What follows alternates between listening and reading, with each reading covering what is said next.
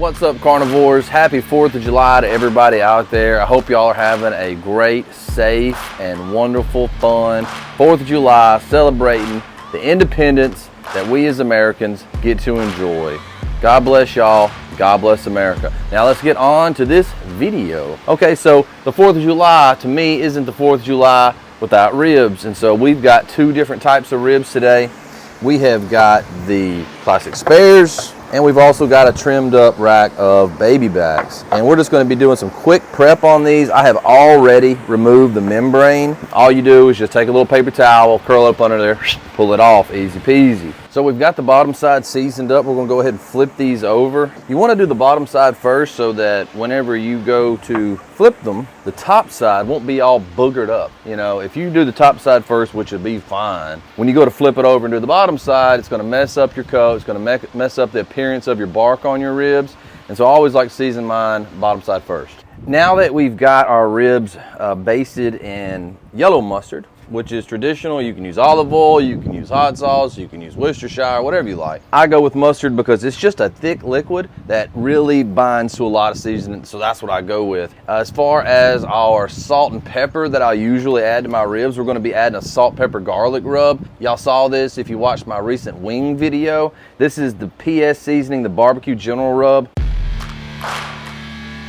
It was so good on chicken, and I just thought, man, I gotta see what this stuff will do on some pork. This is gonna be pretty much our base flavor, salt, pepper, garlic, and they've got a lot of stuff in here that's not just salt, pepper, garlic. You could probably just go straight on with that and have some really good ribs that paired well with some good barbecue sauces. But the type of ribs that we're making today are gonna be a little bit more about the rub than the sauce. On my baby backs, I'm using the Bearded Butcher Hollywood blend. It's a really good seasoning, and I have yet to put it on baby backs, so I thought, man, it's Independence Day, why not? Let's just go ahead and bearded butcher that up. The words bearded and butcher seem to resonate with me. I don't know why. On my spares today, I'm using Dizzy Pig's all-purpose barbecue rub, the Dizzy Dust. This is their flagship seasoning. It tastes so good on the finger. Like, it just has great color, great texture, a wonderful kick of spice at the end. So those look fantastic. We're gonna go ahead and let that sweat on for about 15-20 minutes while we go ahead and get our smoker ready.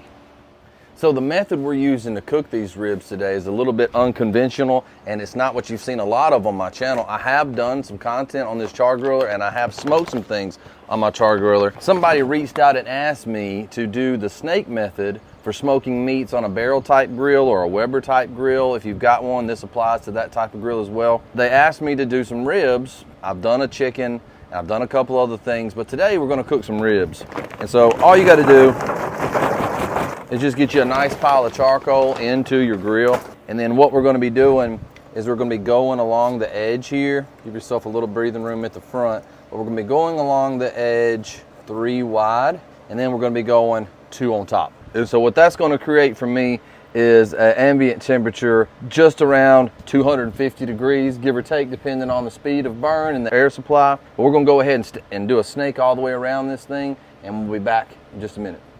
So the way that I've got my snake set up is I'm gonna start it over here away from the air supply. That way I get a nice slow burn. I've got these running 3 wide with 2 on top all the way around till I make the turn. Make sure not to block this whole corner up. You wanna leave a little gap and sort of narrow it slightly, because if you block it to here, that block is gonna be lit the same time that this takes off, and you're gonna have a heat spike inside your chamber. You don't want that. You want to round off the corners inside of your chamber. And then what I'll do is, if I need more charcoal, you can always just come in, lift up your grates, and extend the length of your snake, or either start running it in reverse as well. Let's go ahead and put the fire to these coals, get this process started.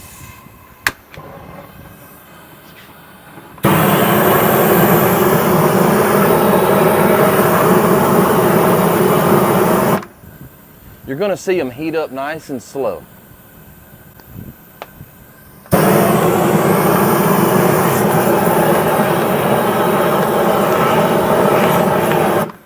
So really all you're looking for is an ignition on these coals. You're not looking for a whole lot of them to be lit.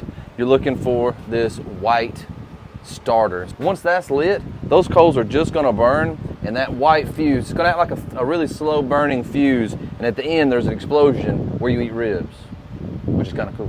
Go ahead and put the grates down and clean them up a little bit. For me, when I'm doing these, I also want to clean up my top grate if you have that option. That way, if you need to move maybe like the baby backs up there, we're gonna go ahead, let that continue to get some straight up air so it ignites really well. If I need to though, I can always fire this bad boy up one more time. When I'm cleaning my racks, I like to use this Char-Broil soft. It's some kind of a plastic that's extremely heat resistant. I don't like to use metal on my grills just because I don't know if y'all have ever seen the statistics behind how many people have to go to the emergency room every year to have these little metal quills dug out of their intestines or their throat or their mouth. Those things break off, and next thing you know, you've got a bad situation on your hand. As soon as I learned that, after having children, and I just couldn't imagine the thought of my babies having one of those in their mouth, and I've never looked back. I'm always pleased with how good they do. Highly recommend it. I'll leave links to these in the description down below.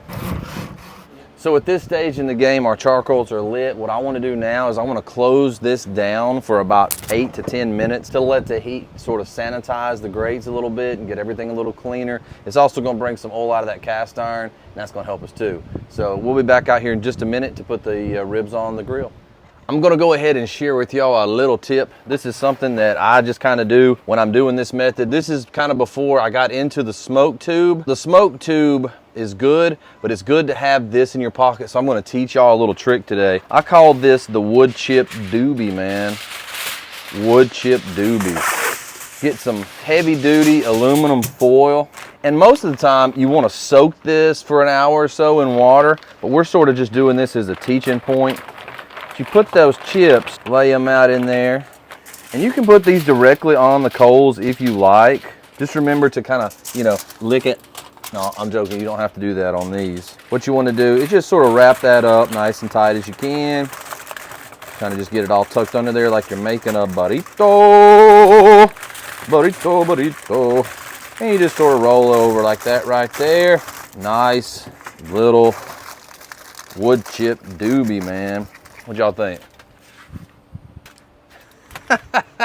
Watch out now, it is the 4th of July. Home of Cheech and Chong over here. All right, so then what you want to do is you just want to go in and poke holes all in it just like a smoke tube. We're burning hardwood pecan chunks in our smoke doobie, I guess. I don't know what you want to call this thing. Y'all tell me what y'all's favorite name for this is. The smoke doobie, the wood doobie. But we've got our doobie ready. And so what we'll do with this is we'll open up our chamber now that the grates have had time to smoke for a little while. And just lay that right across the top right there.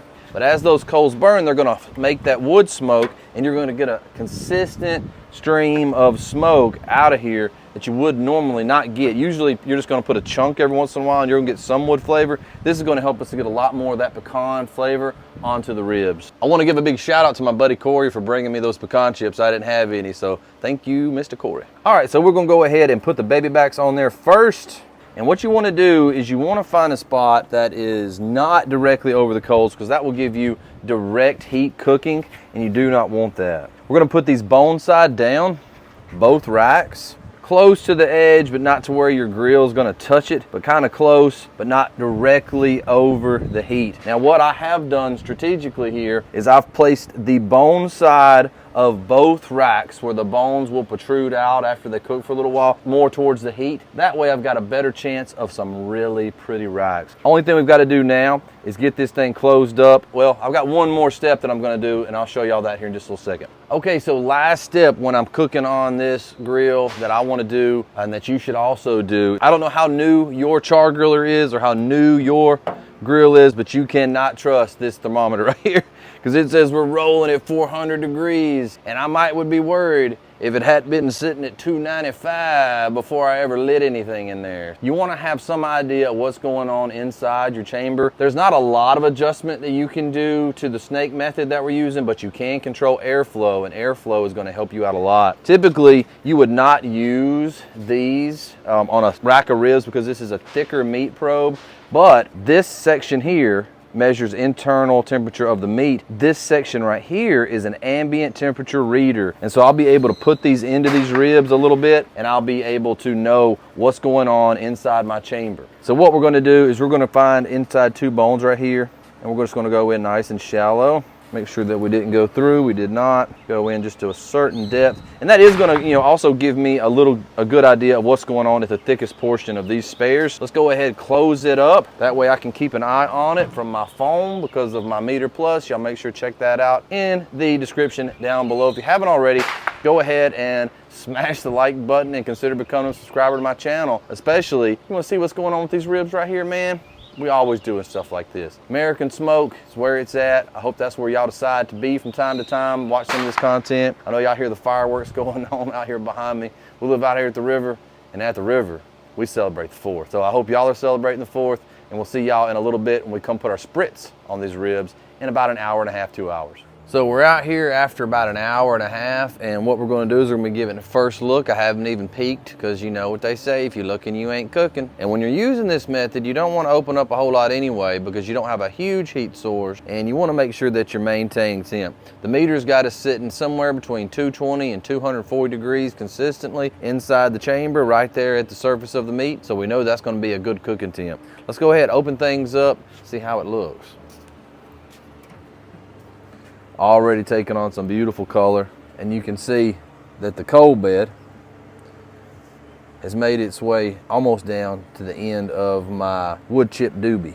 Before long, I'm gonna be wanting to come in here and I'm gonna be wanting to rearrange things slightly to make sure those baby backs are not right over those hot coals. But we're just gonna be spritzing these right now. This is just a 2-to-1 water to apple cider vinegar. Its main purpose is to keep the surface of the meat moist so that smoke binds to the meat. You do not want to wet it so much that it starts to run and washes off your seasoning. Let's close this thing back up. We'll see y'all in a little bit when we spritz again here, maybe another hour and a half. So the ribs have been on about 3 hours now, and everything's been going really smoothly. At this point in time, we're going to be spritzing and moving. My snake has made its way just about right here, and you can kind of see where it's making the bones peel back on that one side right there. So what that means is it's time for a little bit of rotation. We want to get that away from that direct heat. So now it's going to continue to burn on around, and everything should be okay. You want to keep an eye on that. Don't forget about that. Just another quick spritz. We're doing this every hour and a half or so. But I'll tell y'all what, if this is what they look like at 3 hours, you bet your bottom dollar they're gonna be fine at around that 5 or 6 hour mark. All right, guys, we're gonna close it back up, let the temp come back up, and we'll see y'all in a bit when we wrap these things up. So first thing you want to do is you want to spray down your paper with a little bit of your water and vinegar. That's gonna soften that paper up, make it easier for me to mold it to the ribs. So we're gonna start off with our baby backs. Get a little bit of a bend to them, not bad at all. I guarantee you could eat those right now, and they would be fire. Since we had the bearded butcher blend on these, what I'm gonna do is I'm just gonna put a little bit onto the paper just to make sure that we're not getting cheap on our flavor. Then what we're gonna do is we're gonna put about 3 pats of butter down, just so those ribs can sit meat side down into the butter. And we're just gonna flip that over onto that. We're gonna hit that up with a little bit more. Really excited about the color on these ribs. Couldn't ask for anything better. Bones are already protruding and they haven't even been wrapped yet. We're just gonna put a little bit of butter on this side. We're just gonna wrap it over. You can see how pliable that paper is since I wet it down a little bit. And then we're just gonna fold that over, flip it, wrap that, double layer on the paper. And then we can just set those right there, ready to go back onto the smoke. Get that paper squirted down a little bit. Then it's time to go in and get the spares. These have really, really great color. Man, those look good. Putting a little bit of the Dizzy Dust, a couple pats of butter, something to fight the wind. Terrible river wind, it's always torturing me. I said terrible river wind, please don't go away wind. Whew. Don't be offended. Last thing we need is an easily offendable wind. That's not what you want in your life. I need the wind because it's hot, man. All we're gonna do now is go over this side with a little bit of extra of the pow pow, a few pats of butter. Like I said, this is at around the 4 hour mark. I'm kind of doing probably closer to the 4-1-30 method, if you've seen my 4-1-30 method, but we've already got good pullback. We've already got the color that we want. So I mean, I could pretty much eat these now if I wanted to, depending on how you like your ribs. I like for mine to be super tender but still have bite through and just a small amount of tug. So that's what we are aiming for today. So we're just gonna wrap this up here. Uh-oh, butter down. Butter down! Sounds like a real emergency. Butter down! If you want to do a double layer of the paper, actually, let's go ahead and do that. For the purpose of this video, I'm going to show y'all this. Sometimes you have to improvise and make changes, and so the way that I was going to wrap that spares was going to be just like I was going to do the baby backs. Lo and behold, that's not the best method. We need to double up our paper. Quick fixes sometimes can save your barbecue. Don't be unwilling to pivot when things aren't going exactly the way you want them to go. But see, now what I can do, wrap this a little bit more fully, curve that under, and we're ready to rock and roll. But we're gonna open this up and we're gonna feed the snake. This might end up being like the image of the snake eating itself. I don't know if you've ever seen that. So a lot of these back here are still putting off heat. So we're just gonna add a little bit there, stack that up just like we did initially. I'm probably gonna do like an extra 6 rows. I could have went through and went on around earlier on, but I found that I get lazy towards the end. And if I've got a lot more charcoal on there than what will burn, I end up just leaving it on there and it burns up and it's just a waste of coal because I'll be lazy. We've added a couple hours to our snake. Everything's looking good except for my hands. We're gonna go ahead, get these back onto the smoker. And now we wanna do is wanna go far side back here because the heat is gonna be coming straight up from right there. I have opened up my vents a little bit here because I want that air to push in and get to those coals. We'll be back out here in about an hour to check these things and possibly be pulling them, but we may put them on just to reset the bark. We'll see how things go. See y'all then. All right, so it's been a great 4th of July. We've had these ribs on for a little over 6 hours now. My coals are just about burned up, but the good news is they're pretty much where I want them. What we're gonna do now is we're gonna use the remaining heat that these coals have to provide. We're gonna unwrap these ribs right here in the grill, and we're gonna set them back into the grill, and we're gonna let the heat from the grill reset my bark a little bit. I don't know if y'all do that or not, but it's a great way to get the bark back how it was before you wrapped them. We got our girls running around partying like it's 1999. Y'all know what I'm talking about. It's 4th of July. We got the sprinkler going out in the yard. Woo, they're falling apart. For those of you that were curious, is paper towels a good thing to pick up hot ribs with? No, it's not. Wow, that hurt. Go ahead and get the big boy out here. Woo, they're just falling apart, man. Trying to get the paper off of there without tearing the ribs apart. They are very tender at this point. So you can see our ribs are absolutely beautiful, perfect, exactly what you want to see. We're gonna give this about 7 to 10 minutes to reset the bark. I'm not gonna be applying any sauce to these. We'll see y'all when we pull these off, let them rest for a minute. We'll cut them up and give them a taste. So we've made it to the point in the day where I no longer need sunglasses, and I also am about to starve to death. When I say the words resetting the bark, y'all might not know what I'm talking about, but you can do this on brisket, you can do it on pork ribs, you can do it on a Boston butt. You just put it back in the heat a little while before you rest it to reset the bark. We're gonna go ahead and pull these now and get them over here on the cutting board. And then we will be starting the official rest, and from there, it's gonna be on like Donkey Kong. Y'all know what I'm talking about. We're gonna see if we can get these off without them falling apart. Remember I told y'all about turning them ribs towards the coals? Look at the pull back on them bones. That's perfect. That's what you want. All right. They are just falling apart. They might have got a little overcooked. We'll find out here in a little while. We're gonna cover these slightly, and then we're gonna cut them up and give them a taste and see what's up. I know y'all are looking forward to it as much as I am. Maybe. You're not. You're not looking forward to it as much as I am at all. Let's say you're at 1%, I'm at 100%. I was just being nice. We'll see y'all in just a little bit when we cut these up.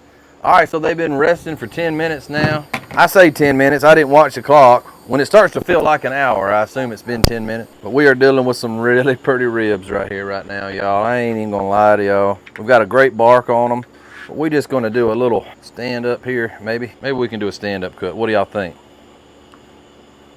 Maybe not. Maybe not. Maybe we just let them fall apart. I hope this is a positive thing for folks that don't have a pellet smoker or don't have a big offset smoker or anything like that, and just wonder like, man, how can I cook ribs that people are impressed by and that I will enjoy without having to go out and buy them or go out and spend all this money on a cooker? Well, if you got your Char-Griller, let me tell you something. You can make some standout ribs. You can make standout ribs. You can impress people. You can eat good. If anybody tells you you can't, just send them over here. Just send them over here to American Smoke Channel. We'll show them how to do it. We'll show them how it's done. I mean, we got a great smoke ring on these ribs. They're just falling apart. Can you make tender ribs on a Char-Griller using the snake method? You sure can. Yeah, baby. Wow. Nothing says 4th of July like a rib that you just hit the nail on the head. Wow, that is surprisingly good. The bone, there may be even a little overcooked as to what I would normally do them. There is nothing to complain about whatsoever. Beautiful ribs. The flavor from that Dizzy Pig seasoning, home run. The light's not that great out here. Check out the juiciness on that bad boy. That's what you want. That is what you want. Let's try this one. Totally bite through. God bless America. You can make as good a rib as you want to make using this method. Let's get into the baby backs, just see what's up with those real quick before the sun completely goes down on me out here tonight. You can see they just pull apart, you know. But you serve these up to folks, guess what? You're the new barbecue guy that they talk about. Wow. We need more light out here, but that's okay. Sometimes when you're making barbecue, runs a little late. Perfect bite through. Pulled clean from the bone. We cooked these at about 230 degrees, 225, 240, somewhere in there for about 6.5 hours. I wrapped them at about the 4.5 hour mark. I pulled it and let them sit in the heat to reset this bark. You can sauce them however you want. You're gonna be pleased, I guarantee. Happy 4th of July, everybody. Thank you so much for watching this video. Don't forget to hit the like button for me, subscribe to my channel, and make sure to hit that notification bell. That way you know every time I put out new content. Thank y'all so much. God bless y'all, God bless America. Happy Independence Day, and we'll see y'all in the next video.